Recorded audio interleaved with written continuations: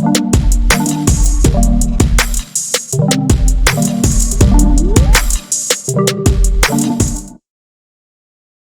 we're in 2021, and I recall that actually this is like an anniversary year for President JFK's famous call to service.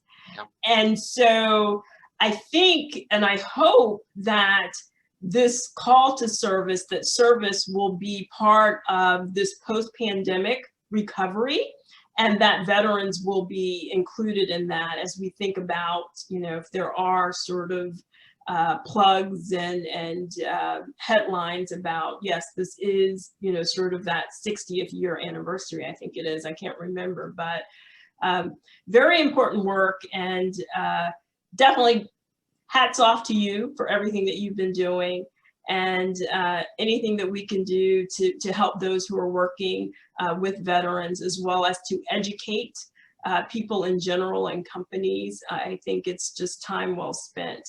So thanks for sharing that. I agree, and I would somewhat take a cue from President Kennedy to suggest that we should ask not what veterans have done for us, but what we can do for our veterans. Thank you. I just came up with that. Did that work?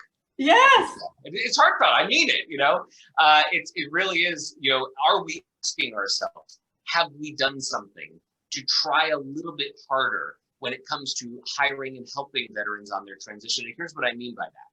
When you get two resumes in front of you, the easy button hire is probably not the veteran in many career fields, because they've not done this exact thing.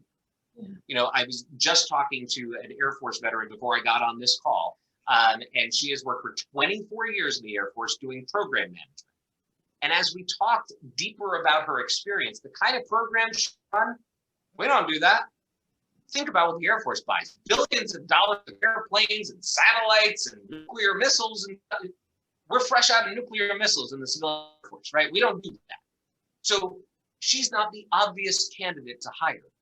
But underneath all of those details, we need to pause and say, what else does this veteran bring to the civilian workforce? Remember those patriot values I described.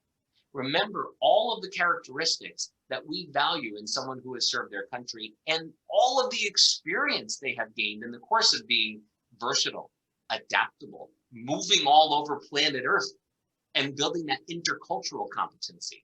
You know, as we work more and more remotely in this age of COVID and now this Zoom lifestyle we've all become accustomed to, this is not news for veterans to work with people all over planet Earth, a lot of times through a screen, and many times through a very different culture.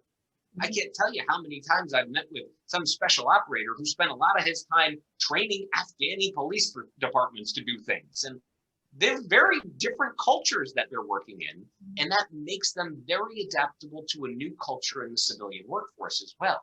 I guarantee you, there's nothing as hard a day that's going to go on at your civilian company than there is in Kabul in a war zone in Afghanistan, you know? So all of those tried and true experiences that have made veterans so strong throughout their military career will make them strong in our civilian career, but it might not be obvious to us. So perhaps the easiest thing you can do to help a veteran on her job search is to pause, stop, read again, and ask yourself, what else might there be? And if you don't understand, I'd encourage you to call that veteran. Say, okay, I'm reviewing your resume. It seems like there's something here. I don't quite understand this. Can you help me get a little bit clearer picture of what this meant? That's in a job interview and a resume, or if you're someone coaching a veteran through a job service agency or social work, make sure you're helping them say, okay, can I ask you something? I just heard you say deployed and I haven't served. Can you tell me what that means? I don't fully understand. I want to get to know your experience more deeply. I think most veterans don't realize they're taught different language sometimes, both in how they speak when you're face-to-face in an interview and on their resume.